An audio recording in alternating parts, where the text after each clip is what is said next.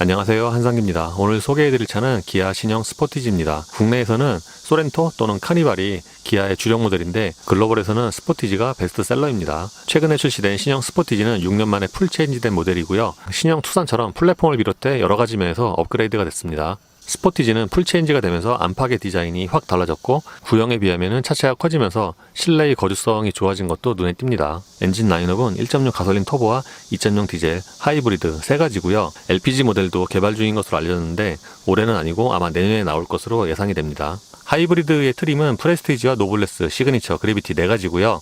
지금 보시는 시승차는 그래비티 트림에 주요 옵션이 다 들어간 사양입니다. 가격은 4,060만원이고요. 참고로 디젤이나 가솔린과는 달리 하이브리드는 사륜 옵션이 없습니다. 스포티지는 외장 디자인부터 풀 체인지가 됐습니다. 구형의 모습은 거의 찾아보기가 힘들고요. 반대로 기아의 최신 디자인이 적용이 되는데 최근에 나온 다른 기아차와 비교하면 또 디자인은 조금씩 달라요. 디테일이. 전면에는 디테일이 상당히 많이 들어간 모습인데 이것 때문에 처음에 보면은 약간 좀 복잡하다라고 느낄 수도 있어요. 다른 말로 하면은 호불호를 좀 탈 수 있는 그런 디자인이기도 하고요. 참고로 그래비티는 일반 트림에 비해서 외장 디자인이 조금 다릅니다. 예를 들어서 범퍼의 하단은 일반 모델 대비 좀 더 확장된 모습이고요. 그래서 아래쪽이 더 넓어 보이는 그런 시각적인 효과가 있어요. 그릴이나 도어 가니쉬, LED 안개 등 리어 범퍼가 그래비티 전용입니다. 헤드램프는 가장 아래 트림인 프레스티지가 LED 헤드램프인데 그래비티 트림을 선택을 해야지 프로젝션 타입의 LED 헤드램프가 적용이 됩니다. 그리고 전면의 특징 중에 하나가 이 주간등인데 이게 약간 좀 부메랑 같은 그런 디자인이에요. 헤드램프를 포함한 이 주간등 주변의 디자인은 약간 좀 소나타를 연상시키기도 합니다. 그리고 위쪽으로 갈수록 이렇게 페이드 아웃되는 그 조명의 밝기도 약간 좀 비슷한 느낌이죠. 신형 스포티지는 측면의 실루엣이 약간 좀 납작한 모습이고요. 차체 사이즈를 경쟁 모델인 투싼과 비교해보면은 모든 수치는 다 같은데 전장만 조금 길어요. 보통 기아가 동급의 현대차보다 전장이 긴 경우가 대부분인데 이 스포티지 역시 그렇습니다. 전면의 디자인은 좀 디테일이 많다고 말씀을 드렸는데 이 후면은 그와 반대로 좀 깔끔한 모습이에요. 다른 말로 하면 좀 여백이 많다고도 할 수가 있죠. 그래서 저 가운데 박힌 기아 로고가 유난히 좀 크게 느껴지고요. 그리고 특징 중에 하나는 리어 와이퍼의 위치입니다. 아이오닉 5와 EV6가 리어 와이퍼가 없는 디자인이잖아요. 그래서 이 신형 스포티지도 그와 같은 디자인인가 했는데 리어 와이퍼는 저 위쪽에 있습니다. 그래서 일부러 고개를 숙여서 보지 않는 한 저 리어 와이퍼가 안 보입니다. 어쨌든 보통의 해치백이나 SUV와 달리 저 리어 와이퍼가 리어 스포일러 그 안쪽에 숨겨져 있기 때문에 뒤쪽이 좀 더 깔끔하게 보이는 것 같습니다. 그리고 트렁크 리드가 접힌 정도도 SUV로서는 좀 더 강조된 모습입니다. 타이어는 컨티넨탈의 크로스 컨택터 LX 스포츠, 사이즈는 235에 60R 18입니다. 신형 스포티지는 최대 휠 사이즈가 19인치인데 이 하이브리드는 17인치와 18인치 두 가지고요.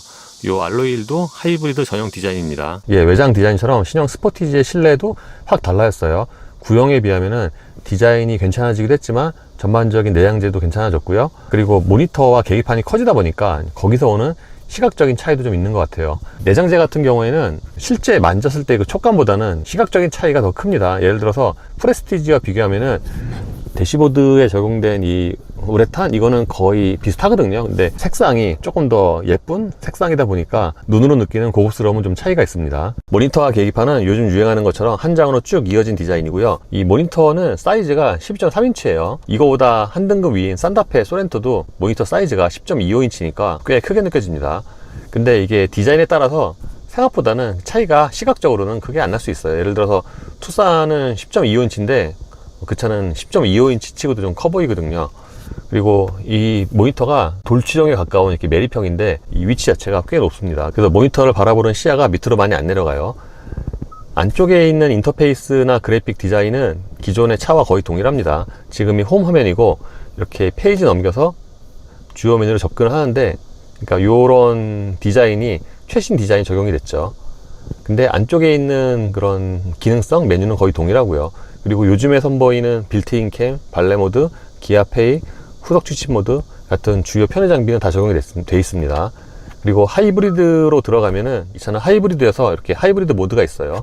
이거를 클릭을 하면은 에너지 흐름도를 이렇게 전체 화면으로 볼 수가 있고요. 요거는 트릭 컴퓨터고요. 그리고 설정에서 차량으로 들어가면은 지금 보니까 이 터치 스크린 반응이 이게 오히려 K8이나 K5보다 더 빠른 것 같네요. 이 운전자 보조에 들어가면은 여기서 ADS 메뉴를 설정을 하거나 활성화를 시킬 수가 있고요. 환경차에서는 관성주행 안내가 있는데 사운드 켬과 끔 두 가지가 있습니다. 그리고 그른전 드라이브 모드는 이거를 이제 클릭을 하면은 이제 주거 지역 있잖아요. 거기에 이제 진입을 했을 때 EV 모드를 좀 더 적극적으로 사용을 하는 거죠. 그리고 계기판으로 들어가면은 테마 선택에서 총 A, B, C, D 다이내믹이 있고요. 이제 드라이브 모드 연동도 가능합니다. 그리고 현대기아차의 하이브리드는 엔진 회전 계기가 없는 경우가 많은데 이 차는 여기서 엔진 회전 계기가 있어요. 그러니까 에코와 스포츠, 스마트 세 가지 중에 하나를 선택을 해서 회전 계기가 표시가 되게 설정을 할 수가 있는 거죠. 그리고 라이트로 들어가면은 실내 무드 조명이 있는데 지금 밝아서 무드 조명이 얼마나 적용이 되는지 모르겠지만 색상은 총 64가지가 있고요. 그리고 야간 주행 중 밝기 감감과 과속 안내 연동, 드라이브 모드 연동이 있습니다. 도어로 들어가면 여기서 파워 테일게이트의 열림 속도, 그러니까 이것도 빠르게야 보통 2가지가 있고요. 그리고 열림 높이도 완전 열림과 그러니까 1단계까지 총 4단계가 있고 사용자 높이 설정도 할 수가 있습니다. 지금은 어라운드 뷰 화면이고요. 기본 2분할이고 이거를 클릭을 하면은 이렇게 차 전체를 돌려서 360도로 볼 수가 있죠. 그리고 이렇게 상하로 움직이는 범위도 꽤 큰 편이고요. 그러니까 주정차 할 때 이게 꽤 유용한 기능이죠. 그리고 이 아이콘 눌러서 이렇게 앵글 달리해서 볼 수가 있고요. 빌트인 K 메뉴도 기존의 차와 동일한데 여기서 주행 중 상시라든가 그리고 이렇게 여기 목록이 있잖아요. 그러니까 이 모니터에서 이거를 다 이렇게 플레이해서 볼 수가 있죠. 전체 화면도 가능하고요. 그리고 이렇게 휴대폰과 연결할 수도 있습니다. 저처럼 블랙박스 살 때 뜯는 거 싫으신 분들은 이게 음성 녹음, 목소리가 녹음이 안 되긴 하지만 괜찮은 선택일 수도 있습니다. 모니터 아래쪽에는 송풍구가 2개가 있고요. 요 날개 이 부분에도 약간 이렇게 무늬가 적용이 되어 있어요. 그래서 이 가운데 쪽에 송풍구는 그냥 무난한데 이쪽에 있는 송풍구의 디자인은 좀 되게 안 예쁜 것 같아요. 그러니까 뭔가 좀 약간 좀 일그러진 그런 모습이어서 다른 실내 부분에 비해서 이쪽의 송풍구 디자인이 좀 유독 안 예쁘네요. 그리고 다른 차들에 비하면은 송풍구가 총 5개가 있는 게 특이하죠. 보통 4개가 있잖아요. 이 차는 2개가 있고 이쪽 동마좌석 쪽에 또 2개가 또 있습니다. 그리고 하이브리드의 경우에는 애프터 블로우 기능이 적용이 안 됩니다. 그리고 이 부분은 이렇게 막혀 있고요. 인포테인먼트와 공조장치 패널은 KA가 동일합니다. 전에 이렇게 말씀을 드린 것처럼 이 패널 안에서 인포테인먼트와 공조장치를 다 여기서 해결하는 거죠. 이렇게 멀티펑션 패널이에요. 그러니까 지금은 공조장치 패널이고요. 여기서 이제 공조장치를 사용을 하다가 인포테인먼트, 그러니까 모니터 쪽에 메뉴를 사용을 하려면은 이거를 눌러서 전환을 시키는 거죠. 그러면은 여기에 그 인포테인먼트 관련된 메뉴가 나타납니다. 그래서 공조장치 사용을 하다가 전환을 시킬 때 뭔가 이렇게 한 번 더 들어가야 되는 좀 이렇게 불편할 수 있어요. 요즘에 기아차들 보면은 실내에 하이그로시가 좀 많이 쓰이는 경우가 많은데 이 차도 그렇습니다. 모니터부터 이 센터 패시아까지 하이그로시가 좀 많이 쓰였어요. 이 앞쪽에 커버를 열면은 여기는 무선 충전 패드를 겸하는 수납 공간이고요. 이 공간 자체가 꽤 큽니다. 그리고 충전을 시키면서도 핸드폰 화면이 좀 잘 보이고요. 이 안쪽에는 USB 단자 2개와 C볼트가 있고요. 그리고 이런 커버 같은 경우에는 이렇게 움직임이 꽤 부드럽네요. 이 센터 패시아는 높이가 조금 올라온 편이어서 운전대 잡은 손과 그렇게 멀지가 않고요. 그리고 이 기어 다이얼 같은 경우에는 또 새로운 디자인이에요. 요즘에 기아차들 보면은 다이얼을 주로 사용을 하는데 이 스포티지도 그렇고요. 다른 다이얼들 버튼에 비해서 이 기어 다이얼의 그 크기가 좀 큰 편입니다. 그리고 열선과 통풍 시트 버튼은 오른쪽에 있었고 요거는 좀 상대적으로 좀 멀게 느껴지고요. 드라이브 모드도 버튼이 아니라 다이얼식으로 처리를 했고요. 드라이브 모드는 에코와 스포츠, 스마트 총 3가지가 있고, 그리고 컵홀더의 경우에는 이게 모닝에서 봤던 방식인데, 그러니까 평소에는 이거를 좀 더 넓은 공간으로 사용을 하다가 컵홀더를 이제 쓸 때는 이 버튼을 누르면은 이렇게 날개가 튀어나오는 방식이죠.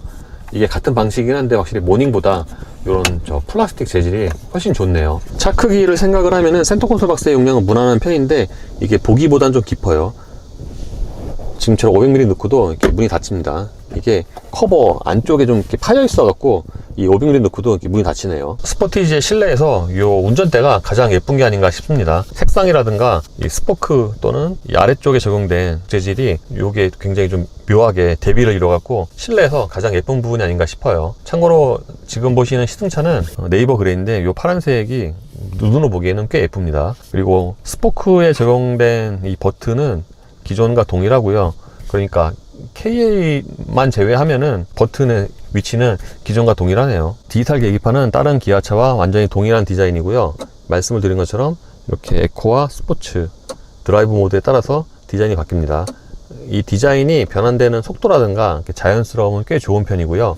신형 스포티지 실내에서 계기판과 함께 가장 예쁜 부분이 이 시트가 아닌가 싶습니다.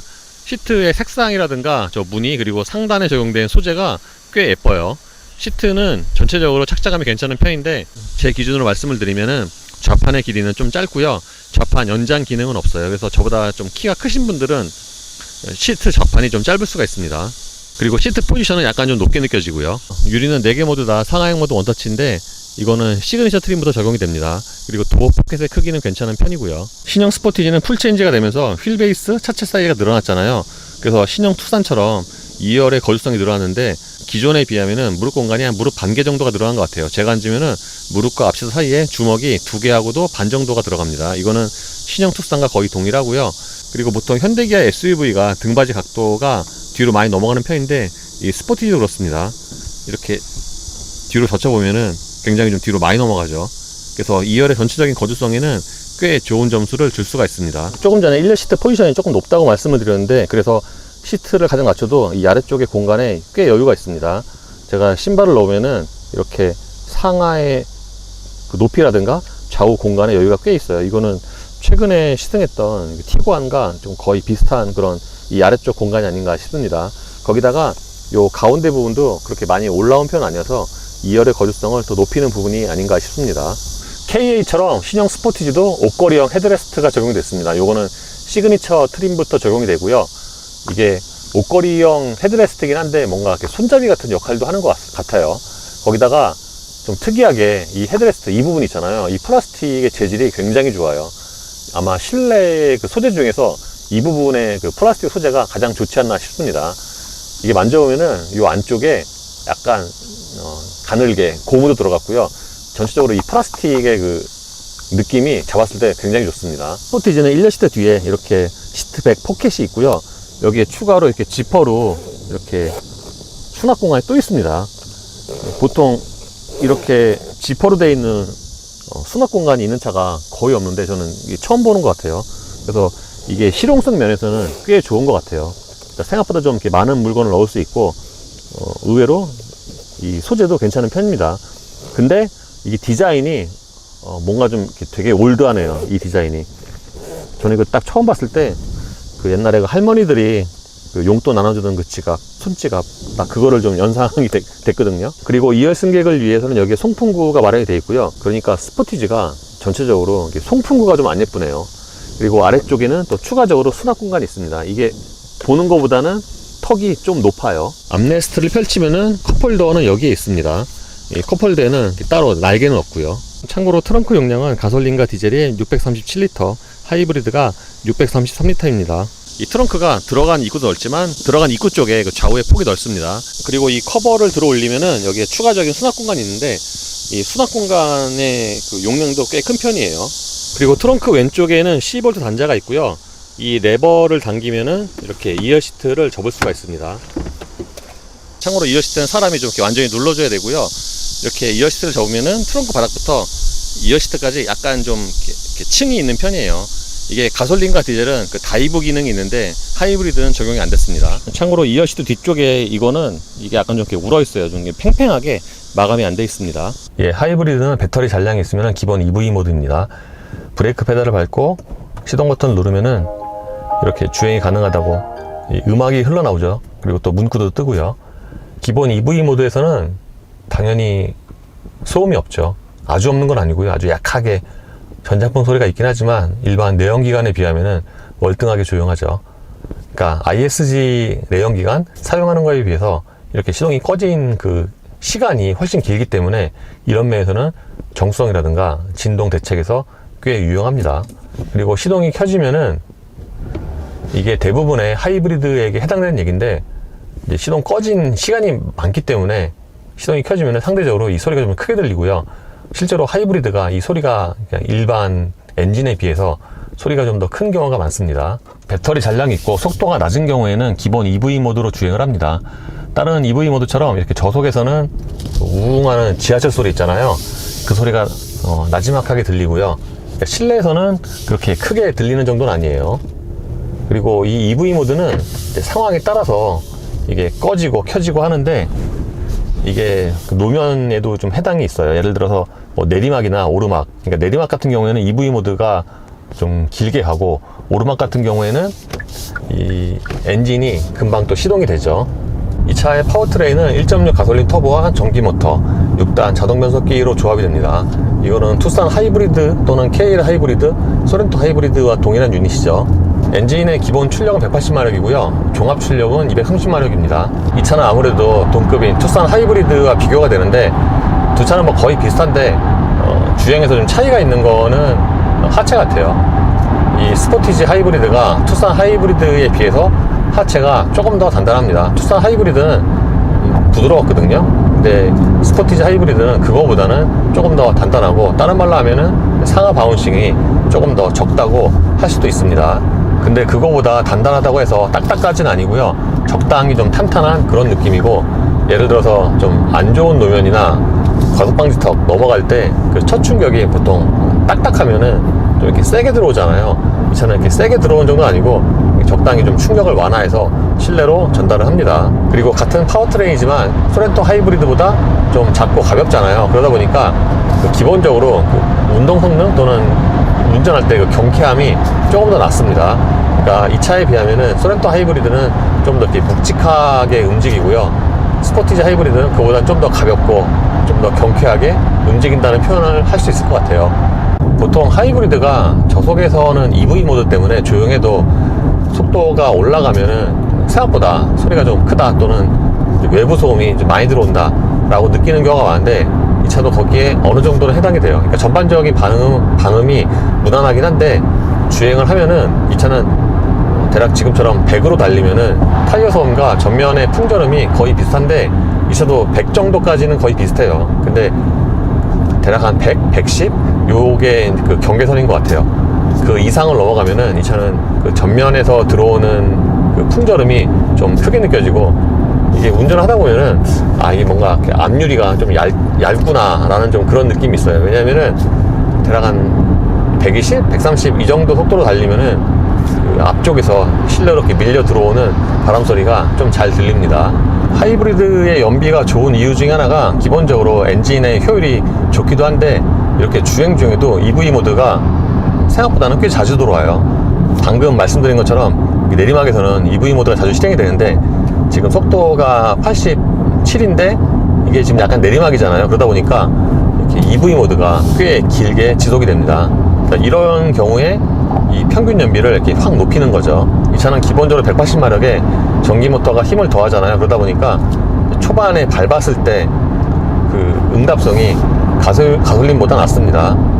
특히 하이브리드 같은 경우에는 기본이 에코 모드예요. 시동 껐다 키면은 그 전에 주행 모드 상관없이 에코 모드가 이제 기본이 되는데, 보통 내연기관은 에코 모드에서 뭔가 좀 답답하잖아요. 초반에 응답성이 좀 느리고. 근데 하이브리드 같은 경우에는 전기 모터가 저속에서 보조를 하기 때문에 이렇게 에코 모드를 달려도, 그러니까 에코 모드가 답답해서 뭐 스포츠로 바꿔야 되겠다 이런 생각은 또 별로 안 들어요. 다른 말로 하면은 에코와 스포츠의 차이가 또 그렇게 크진 않고요. 스포츠로 바꾸면은 초기에 응답성이 민감해지긴 하는데, 생각만큼 그렇게 그 차이가 큰 건 아니고요.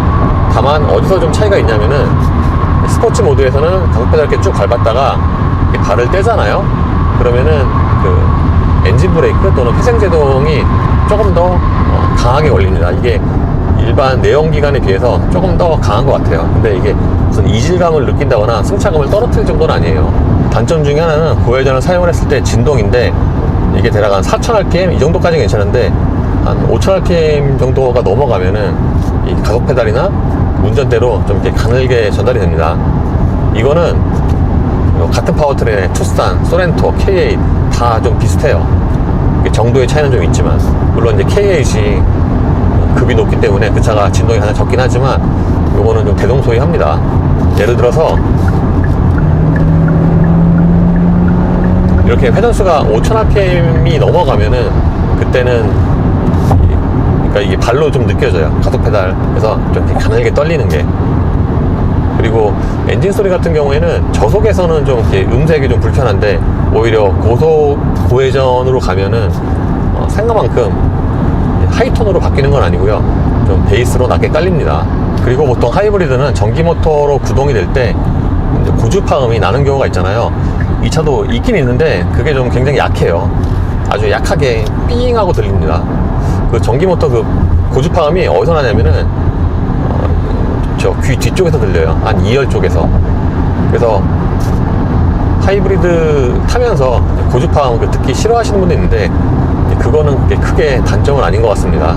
그리고 이 차는 저속에서 운전대가 꽤 가벼운데, 보통 속도가 높아질수록 운전대도 좀 무거워지잖아요. 근데 이 차는 좀 덜 무거워져요. 다른 말로 하면은 고속에서도 이 운전대가 좀 가벼운 편이고요. 그래서 고속으로 주행을 할 때 차체가 불안한 건 아닌데, 이 운전대가 이게 좀 가벼워갖고 그것 때문에 좀 심리적으로 불안함을 느낄 수도 있을 것 같아요.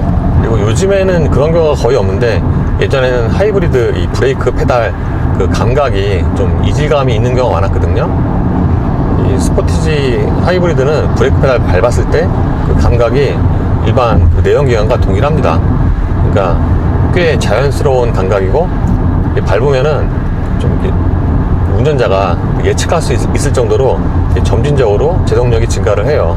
예, 이번에 신형 스포티지 하이브리드를 간단하게 시승을 해봤습니다.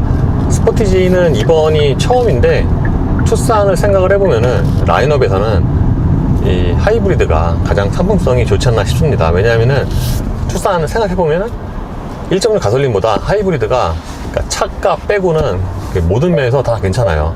예를 들어서 승차감이나 연비는 말할 것도 없고, 동력 성능, 전반적인 방음 또는 주행 질감까지 해서 하이브리드가 다 좋거든요. 그래서 이 스포티지도 아마 하이브리드가 가장 상품성이 좋을 것으로 예상이 됩니다.